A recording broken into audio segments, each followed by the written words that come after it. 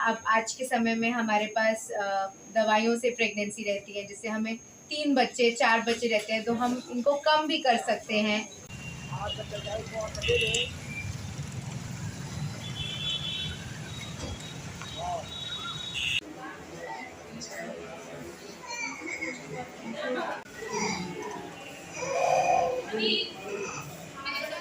आज के समय में हमारे पास दवाइयों से प्रेगनेंसी रहती है, जिससे हमें 3 बच्चे 4 बच्चे रहते हैं, तो हम इनको कम भी कर सकते हैं।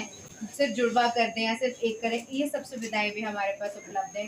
कॉम्प्लिकेटेड प्रेगनेंसीज मैनेज कर सकते हैं, जैसे कि प्रेगनेंसीज जो ट्विन्स हैं या फिर जिनमें कोई प्रॉब्लम्स हैं, या फिर हम जेनेटिक या क्रोमोसोमल प्रॉब्लम्स का जो आनुवंशिक होते हैं प्रॉब्लम्स, उनको भी हम डायग्नोज कर सकते हैं। जैसे इस तरह की दिक्कतें अगर महिलाओं को होती हैं, क्या सिम्टम्स होते हैं? यही बात है, यही मैं आपको समझाना चाहती हूँ। इसमें महिला को कोई सिम्टम नहीं होते। मान लीजिए आप पूरे 9 महीने घर में बच्चा रहता है, तो कुछ बहुत सटल चीज़ों के अलावा कोई माँ को कोई दिक्कत नहीं होगी। लेकिन कई बार डिलीवरी के बाद सीधा पता चलता है कि बच्चा मंद बुद्धि है, चलने फिरने में दिक्कत है। तो ये चीज़ें जो हैं, ये हम अब इस सुविधा के माध्यम से जल्दी पकड़ सकते हैं और जांच कर सकते हैं। हम स्कैनिंग पे, आप ये बात समझिए कि हम सिर्फ आकार देख सकते हैं, कोई चीज़ किस तरह से काम करती है ये हम स्कैन पे नहीं देख सकते हैं।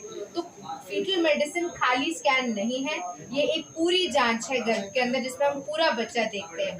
तो आप मानिए एक बिल्डिंग का जैसे ब्लूप्रिंट रहता है, ऐसे हम सबका भी ब्लूप्रिंट होता है। तो उनको हम बोलते हैं जीन्स और क्रोमोसोम्स। इनमें खराबी से कभी बच्चे की बुद्धि कम होना, कभी हाथ पैर में कोई तकलीफ होना, किसी चीज़ के काम करने में दिक्कत हो सकती है। तो जो हमें हो सकता है अल्ट्रासाउंड पे ना दिखे, बट अगर हमें कोई मार्कर मिलते हैं तो हम आगे की जांच करके, गर्भ के अंदर ही जांच करके इसका पता लगा सकते हैं और ऐसे प्रेगनेंसी को हम रोक सकते हैं, ना कि हमें डिलीवरी के बाद इस चीज़ का पता चले। और कोई दिक्कत पता चलती है तो उसको फिर सही भी कर सकते हैं? कुछ चीज़ों को हम सही कर सकते हैं, कुछ चीज़ों को हम नहीं कर सकते हैं, तो उन प्रेगनेंसीज को हम रोक सकते हैं। कुछ चीज़ें हैं, जैसे मान लीजिए गुर्दों पे किसी इन्फेक्शन का असर आना शुरू हुआ, तो अगर मान लीजिए हमें स्कैन से और जांच से पता चला कि इन्फेक्शन है, तो हम दवाई देके कर सकते हैं। अगर हमारे पास ये सुविधा ना होती तो माँ को कोई दिक्कत नहीं होती और हमें ये पता ना चलता। तो अगर इन्फेक्शंस हैं, कुछ प्रॉब्लम्स हैं जिनका हम इलाज कर सकते हैं, कुछ जिनका नहीं किया जा सकता, ऐसी प्रेगनेंसीज को हम रोक सकते हैं। अंदाजा लगा सकते हैं कि क्या माँ को बीपी होने की, शुगर होने की संभावना है कि नहीं।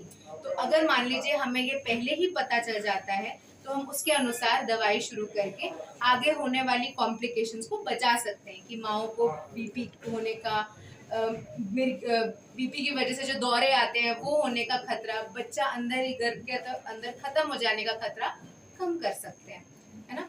दूसरी चीज़ है, कई बच्चे होते हैं जो बहुत अच्छी तरह से विकसित नहीं हो पाते, जिनका वजन नहीं बढ़ पाता गर्भ के अंदर, तो हम इनको अगर जल्दी डिलीवर करते हैं तो इनको आईसीयू में, आपने सुना होगा एनआईसीयू में लंबे समय के लिए रखना पड़ता है, जिससे खर्चा भी बढ़ता है और बच्चे की जान को भी खतरा रहता है। तो अगर हम यहाँ पे सही तरह से मॉनिटरिंग करें, तो एक एक दिन करके बच्चे के अंदर का रक्त संचार देखते हुए हम डिलीवरी सही समय पे कर सकते हैं, ताकि एनआईसीयू के अंदर का समय कम से कम हो, ताकि खर्चा भी कम हो, बच्चे का स्वस्थ, जितना देर 9 महीने गर्भ, एक दिन हमें जरूरी है। एक भी दिन अगर कम होता है तो बच्चे के जो फेफड़े होते हैं, श्वासकोश होते हैं, ये अच्छी तरह नहीं बन पाते। तो जितने दिन हम अंदर रख सकते हैं उतना अच्छा है। तो ये सब जो चीजें हैं हम फीटल मेडिसिन के माध्यम से कर सकते हैं।